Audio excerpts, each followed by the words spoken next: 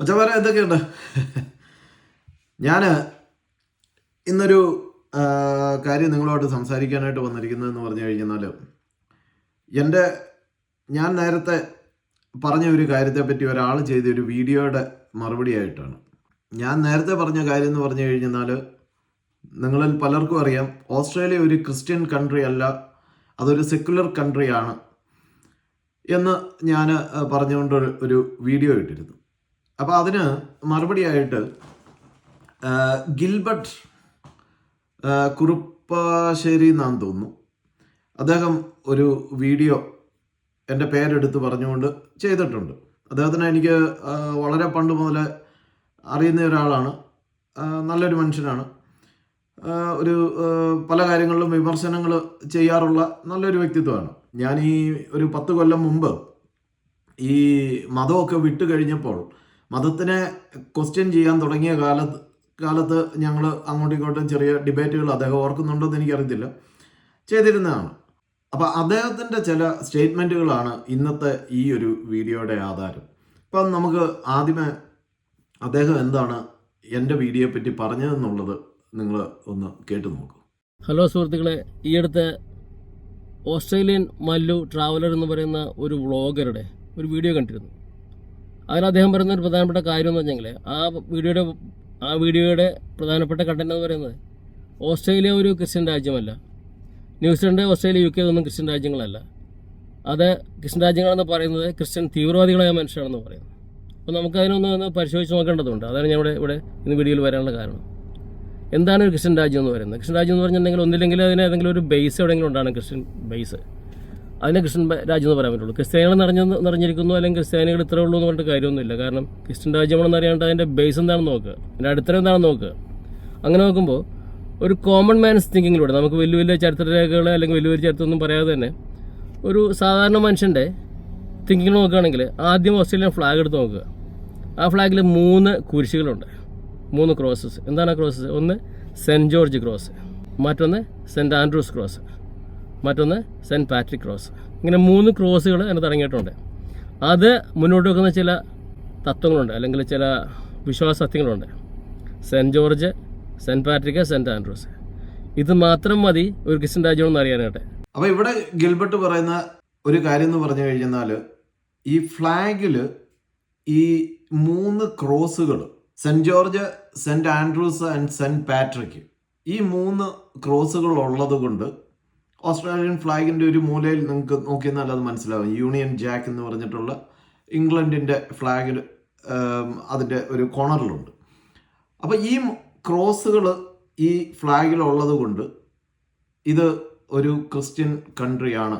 ഇപ്പോൾ England obviously Christians ആണ്. അപ്പോൾ അവരുടെ ആ ഒരു ഫ്ലാഗ് ഈ ഓസ്ട്രേലിയൻ ഫ്ലാഗിലുള്ളത് കൊണ്ട് ഇത് ക്രിസ്ത്യൻ കൺട്രിയാണെന്ന് ആണ് അദ്ദേഹം സമർത്ഥിക്കുന്നത്. തത്വത്തിൽ നമുക്ക് ഒരു പരിധി വരെ അംഗീകരിക്കാൻ പറ്റുന്ന ഒരു കാര്യം തന്നെയാണ് ക്രിസ്ത്യൻ കൺട്രി എന്നുള്ള രീതിയിൽ. ആ ഒരു ഫ്ലാഗ് റെപ്രസെൻ്റ് ചെയ്യുന്നത് ഇംഗ്ലണ്ടിനെ ആണെങ്കിൽ പോലും അതിനകത്ത് നാണം കെട്ട വൃത്തികെട്ട കുറച്ച് കാര്യങ്ങളുണ്ട് എന്നുള്ളതാണ് സത്യം. മറ്റൊന്നുമല്ല, അധിനിവേശത്തിൻ്റെ, ബലാത്സംഗങ്ങളുടെ, കൊലപാതകങ്ങളുടെ, നെറികേടുകളുടെ ഒരു പിടി ചെയ്തികൾ ഈ ക്രിസ്ത്യൻസ് എന്ന് ഊറ്റം കൊള്ളുന്ന ഇംഗ്ലണ്ടിലെ ആളുകൾ ഓസ്ട്രേലിയയിലെ മനുഷ്യരോട് ചെയ്തത് നമുക്ക് മറക്കാൻ പറ്റത്തില്ല. ആ നിലയ്ക്ക് ആ യൂണിയൻ ജാക്ക് ഉള്ളത് കൊണ്ട് ഇതൊരു ക്രിസ്ത്യൻ കൺട്രി ആണെന്ന് പറയുന്നതിൽ സത്യത്തിൽ അഭിമാനത്തിനേക്കാൾ കൂടുതൽ ലജ്ജിച്ച് തല താഴ്ത്തണം എന്നുള്ളതാണ് എനിക്ക് പറയാനുള്ളത്. സത്യത്തിൽ ഇവിടെ വെള്ളക്കാർ വരുന്നതിന് മുമ്പ് ഇവിടെ ഉണ്ടായിരുന്നത് ഇവിടുത്തെ അബോർജിയൻസ് ആണ്, അല്ലേ? ഈ അബോർജിയൻസിനെ മുഴുവൻ കൊന്നൊടുക്കിയിട്ടാണ് ഇവരിവിടെ പിടിച്ചിറക്കിയത്. ഞാൻ അന്ന് പറഞ്ഞത് പോപ്പുലേഷൻ വെച്ചിട്ടാണ്. ഇവിടുത്തെ പോപ്പുലേഷൻ കഴിഞ്ഞ പ്രാവശ്യത്തെ സെൻസസ് പ്രകാരം അതിൽ 41% ആളുകൾ മാത്രമേ ഉള്ളൂ ക്രിസ്ത്യാനി എന്ന് എഴുതി കൊടുത്തിട്ടുള്ളൂ. അതുകൊണ്ട് ഇതൊരു ക്രിസ്ത്യൻ കൺട്രി എന്ന് പറയാൻ പറ്റത്തില്ല എന്നാണ് ഞാൻ വാദിച്ചിരുന്നത്. തന്നെയുമല്ല, ഇതൊരു സെക്കുലർ രാജ്യമാണ് അദ്ദേഹം പറയുന്നത്. ഇതൊരു സെക്കുലർ രാജ്യമാണെന്ന് പറഞ്ഞിട്ടുണ്ടെങ്കിൽ സെക്കുലറിസം കടന്നു വരുന്നത് തന്നെ ക്രിസ്ത്യൻ ബിലീഫിൽ മാത്രമാണ്. കാരണം ഒരു മുസ്ലിം രാജ്യത്തെ സെക്കുലറിസം കടന്നു വരില്ല, അത് ക്രിസ്ത്യൻ ബിലീഫാണ്. ഇദ്ദേഹം പറയുന്ന അടുത്ത ഒരു കാര്യമാണ് സെക്യുലറിസം.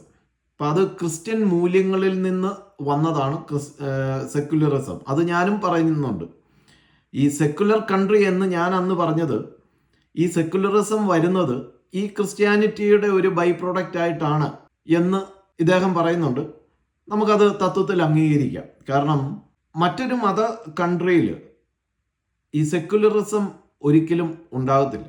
ഇപ്പം നമ്മുടെ ഇന്ത്യ പോലും സെക്യുലറിസം വരാൻ ഉള്ള കാരണം എന്ന് പറഞ്ഞു കഴിഞ്ഞാൽ ജവഹർലാൽ നെഹ്റു, അതുപോലെ തന്നെ അംബേദ്കർ, അതുപോലെയുള്ള കുറച്ച് സുമനസ്സുകളുടെ കഴിവിൻ്റെ പശ്ചാത്തലത്തിലാണ് നമ്മുടെ ഇന്ത്യയിലെ സെക്യുലറിസം വന്നത്. അത് ഒരുപക്ഷെ ഒരു തീവ്ര ഹിന്ദു നിലപാടുള്ള ഒരു മതത്തിന് അടിമപ്പെട്ട് ഒരു മതം തലയ്ക്ക് പിടിച്ച ഒരു നേതാവായിരുന്നെങ്കിൽ ഒരുപക്ഷെ ഇന്ത്യയിൽ ഈ പറഞ്ഞ സെക്യുലറിസം വരത്തില്ല. അപ്പം ആ അർത്ഥത്തിൽ ഇദ്ദേഹം പറഞ്ഞത്, ഗിൽബർട്ട് പറഞ്ഞ കാര്യം നമുക്ക് തത്വത്തിൽ അംഗീകരിക്കാം. പക്ഷെ ഇതുപോലെയുള്ള ആശയങ്ങൾ കോൺട്രിബ്യൂട്ട് ചെയ്തെങ്കിലും ക്രിസ്ത്യാനിറ്റി ഓൾ വേൾഡിൽ ചെയ്തിട്ടുള്ള പല കൊള്ളരുതായ്മകളും നമുക്ക് ചരിത്രം പരിശോധിച്ച് കഴിഞ്ഞാൽ നമുക്ക് കാണാൻ സാധിക്കും. രാഷ്ട്രീയത്തെയും മതത്തെയും രണ്ടാക്കി മാറ്റുക, സീസറിനുള്ള സീസറിനും ദൈവത്തിനുള്ള ദൈവത്തിനും എന്ന് പറയുന്ന ആ ഒരു ബൈബിൾ വാക്യത്തിൻ്റെ പുറത്ത് അമേരിക്കൻ നിയമഘടന എഴുതിയുണ്ടാക്കിയവരെ അതേ രണ്ടാക്കി മാറ്റിയിട്ടുണ്ട്. അതിൻ്റെ കാരണങ്ങളിലൊന്ന്, രാഷ്ട്രീയത്തിലേക്ക് മതത്തെ അടുപ്പിക്കരുതെന്നല്ല എൻ്റെ അർത്ഥം.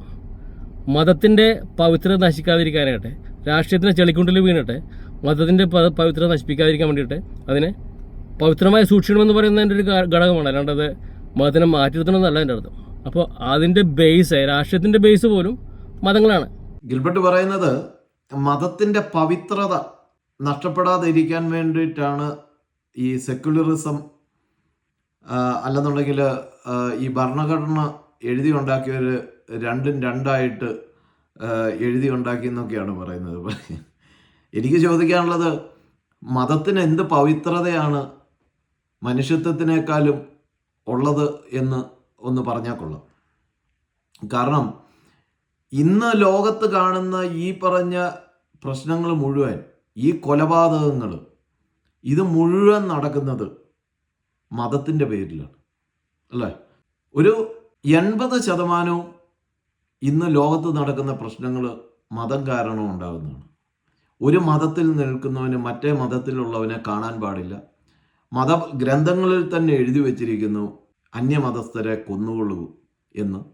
അപ്പം ഇതുപോലെയുള്ള ആശയങ്ങൾ നിലനിൽക്കുന്ന മതങ്ങൾ പവിത്രമാണ് എന്ന് പറയുന്നത് എങ്ങനെയാണെന്ന് എനിക്ക് മനസ്സിലാകുന്നില്ല. മതത്തിൻ്റെ നല്ല വശങ്ങളുണ്ട്, അത് ശരിയാണ്. പക്ഷെ അതാണോ ഇവിടെ സത്യത്തിൽ ഇപ്പോൾ സംഭവിച്ചുകൊണ്ടിരിക്കുന്നത്? പിന്നെ മതം മുന്നോട്ട് വെക്കുന്ന ഈ നല്ല കാര്യങ്ങൾ, ഇത് മതമാണോ? മതം ഉണ്ടാകുന്നതിന് മുമ്പ് തന്നെ ഇവിടെ ഉണ്ടായിരുന്ന കാര്യങ്ങളാണ് മതം അഡാപ്റ്റ് ചെയ്ത് അവരുടേതാക്കിയത്. എല്ലാ കാര്യങ്ങളും, അന്യനെ സ്നേഹിക്കുക, അതുപോലെ തന്നെ മറ്റുള്ളവരെ സഹായിക്കുക, പാർപ്പിടമില്ലാത്തവന് പാർപ്പിടം കൊടുക്കുക, അതുപോലെ തന്നെ കുടിക്കാൻ ഇല്ലാത്തവന് കുടിക്കാൻ കൊടുക്കുക എന്ന് വേണ്ട എല്ലാ തരത്തിലുള്ള ധാർമ്മികമായിട്ടുള്ള ആധുനിക മനുഷ്യൻ കൊണ്ടു നടക്കുന്ന എല്ലാ ധാർമ്മിക മൂല്യങ്ങളും നേരത്തെയും ഉണ്ടായിരുന്നു. അതിനെ മതം ഉണ്ടായതിന് ശേഷം മതം അതിനെ അഡാപ്റ്റ് ചെയ്തതാണ് സത്യത്തിൽ. എന്നിട്ട് ഇന്ന് ഈ പറഞ്ഞ നല്ല കാര്യങ്ങൾ എത്ര പേര് ചെയ്യുന്നുണ്ട് മതത്തിൻ്റെ പേരിൽ?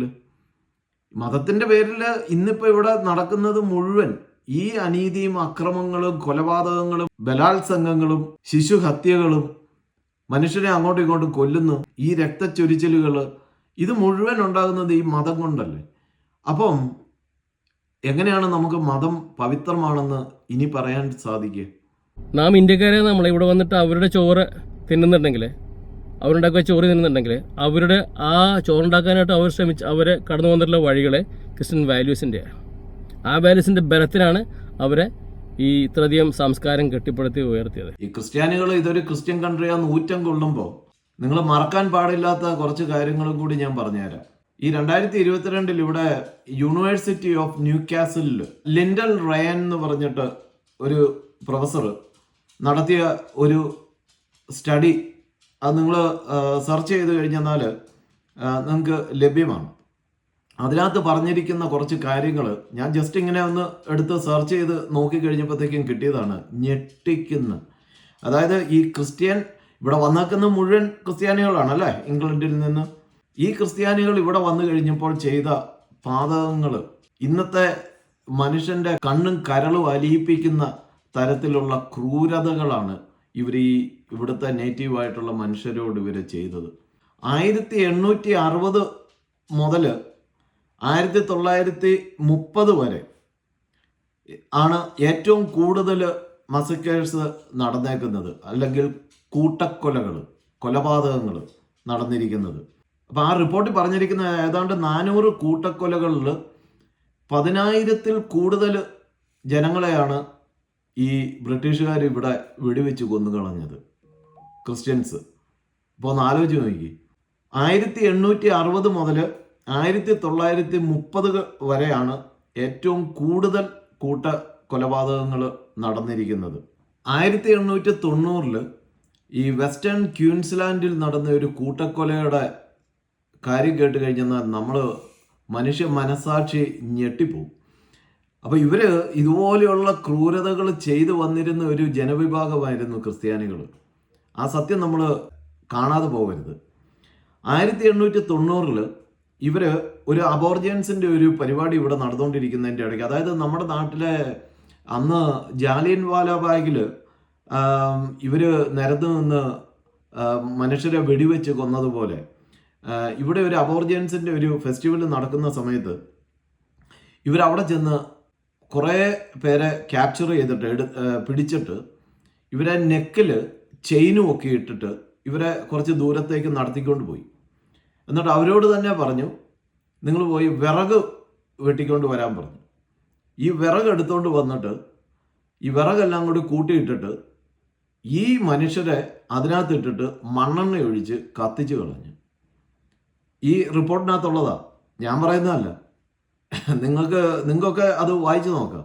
അപ്പോൾ ഇതുപോലെയുള്ള നിരവധി ക്രൂരകൃത്യങ്ങൾ വെസ്റ്റ് ക്യൂൻസ്ലാൻഡിൽ ഫെബ്രുവരി 1879 ഒരു കൊലപാതകം നടന്നത്.